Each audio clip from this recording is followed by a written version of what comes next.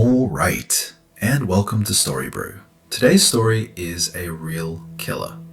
It's called The Watcher in the Walls, and as always, let me know what you think in the comments.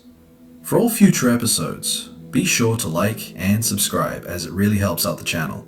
Anyway, let's jump straight into The Arrival.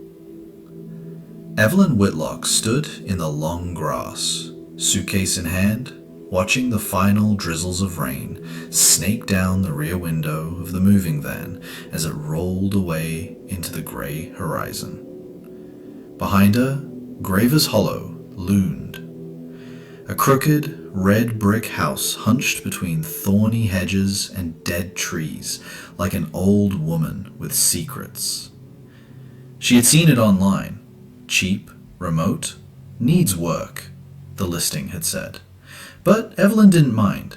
As a travel writer who'd recently burned out on deadlines and London chaos, she longed for quiet, solitude, a place to write her book. The key turned with a stiff click in the heavy oak door. The air inside was cold and dry, like a cellar.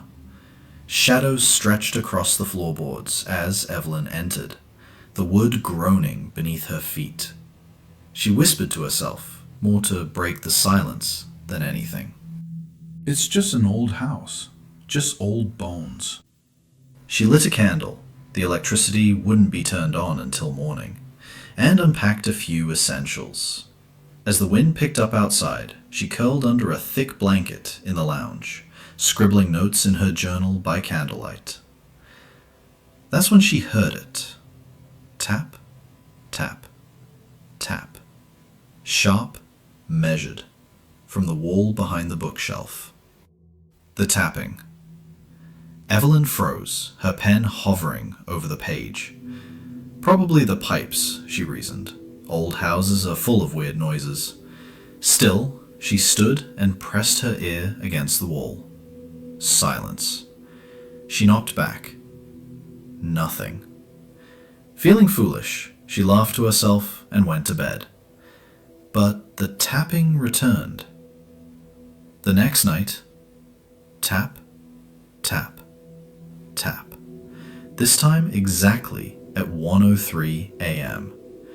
She sat up in bed, heart lightly fluttering, and tiptoed to the staircase. The sound was clearer here, just beyond the plaster, near the hallway closet. She whispered, "Hello."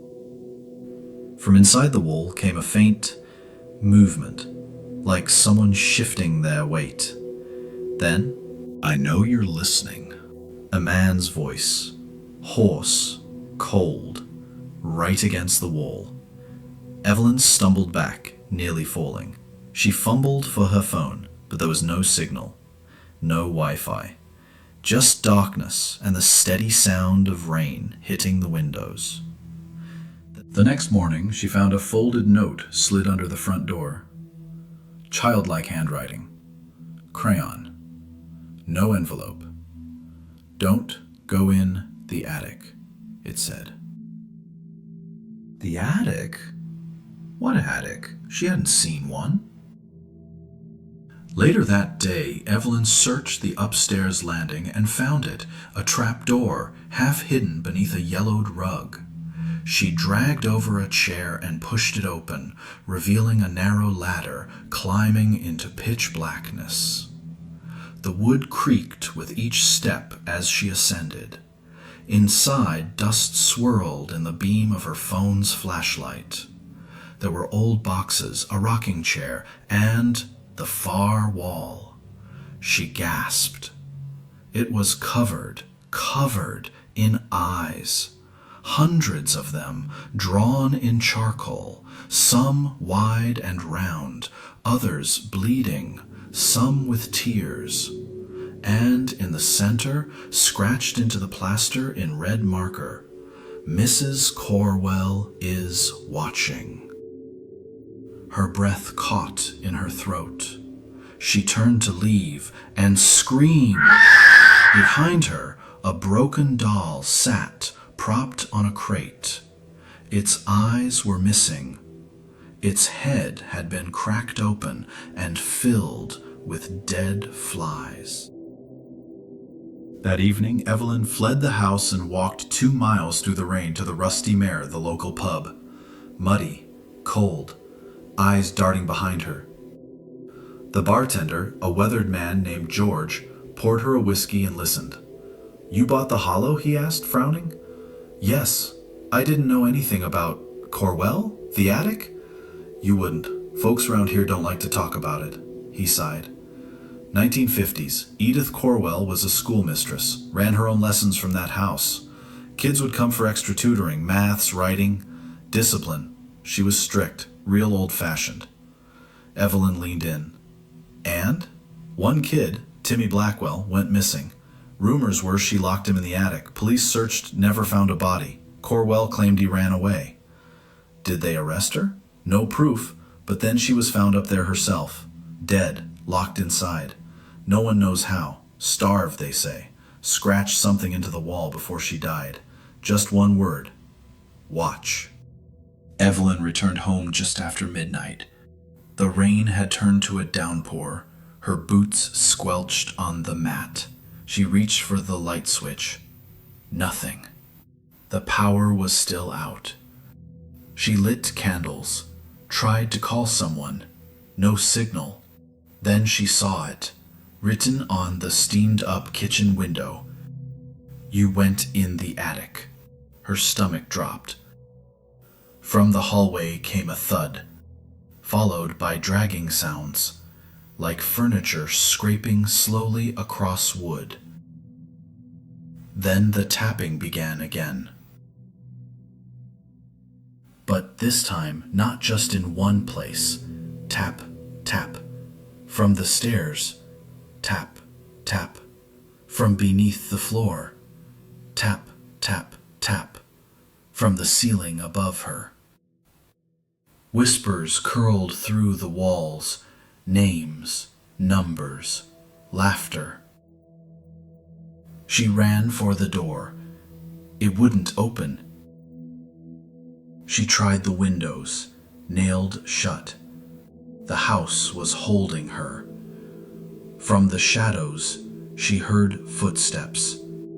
Bare feet, soft but deliberate, moving down the stairs above her. She turned and saw a figure, short, pale, wet, a child.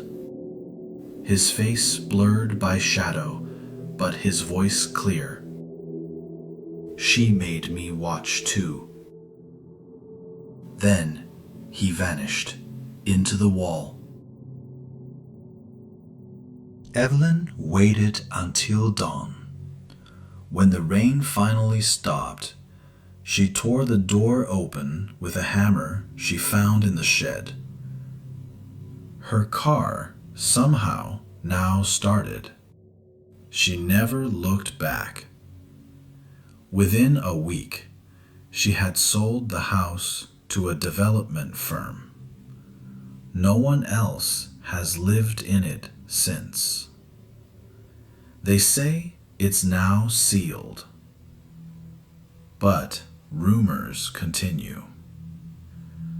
Locals claim on stormy nights you can hear tapping from inside.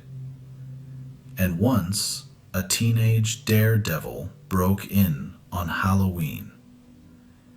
He ran screaming down the road an hour later. What did he say? She was waiting with the boy.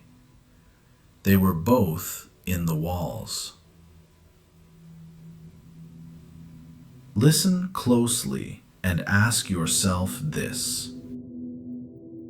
What would you do if you heard someone tapping inside your walls? Leave your escape plan in the comments, and more importantly, are they trying to get out or trying to let something in?